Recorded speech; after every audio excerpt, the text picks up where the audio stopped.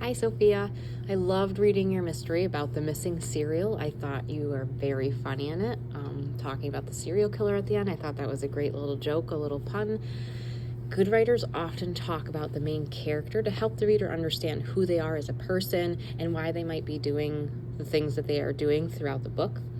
This way, when the character does decide to do something, the reader has some background knowledge and understanding of oh, that makes sense that the character would do this. So sometimes without sharing more detail about the main character, the reader might end up trailing off and questioning, or end up asking questions that might be unnecessary to the story itself, but they're just confused and want to know more about the main character. So I noticed that you could work on adding a few more details about your main character, Sophia, so that we can better understand who she is as a person. At the beginning, we just kind of jumped in, but who is she? Can you add detail about who she is as a person? Is she funny? Does she like to pull pranks? Or is she just explain a little bit about Sophia and her background so that when the reader can read it, they go, oh, that makes sense. So you had a great use of word choice throughout your story, as well as the dialogue between the characters. I thought that was funny. I thought you were really great with the dialogue.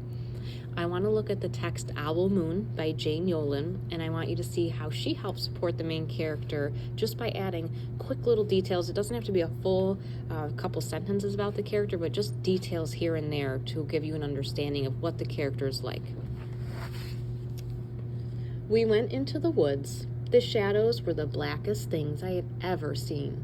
They stained the white snow. My mouth felt furry, for the scarf over it was wet and warm. I didn't ask what kinds of things hide behind black trees in the middle of the night. When you go owling, you have to be brave.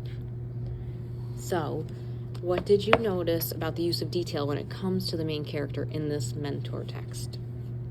I noticed that the author decides to talk about how when they go out owling, she has to be brave. So even if she's feeling scared and it's really dark out, she knows she has to be brave. So she's able to do that, and she's quiet. So that gives me an idea of what my main character is like in the story. I know that she might be feeling scared, but I know that she can put on a tough face and she can brave this out because it's something she really wants to do. So that little piece right there gives me a lot, and I know a lot about who that character is as a person, which helps me throughout the reading. I know who they are.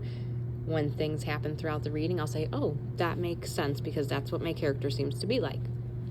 So even simple little detail here and there can allow us to understand who the character is and get to know them. It doesn't have to be long sentences about who that character is, but just popping something in here and there gives me a full understanding of, oh, that's what our character must be like.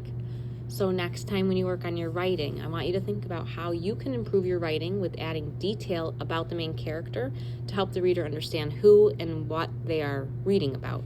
Doesn't have to be a lot. It can be little snippets here and there, just like they said, when you go owling, you have to be brave. So she was scared, but she knew she had to be brave in that moment, and she was able to do it, which told me a lot about her as a character.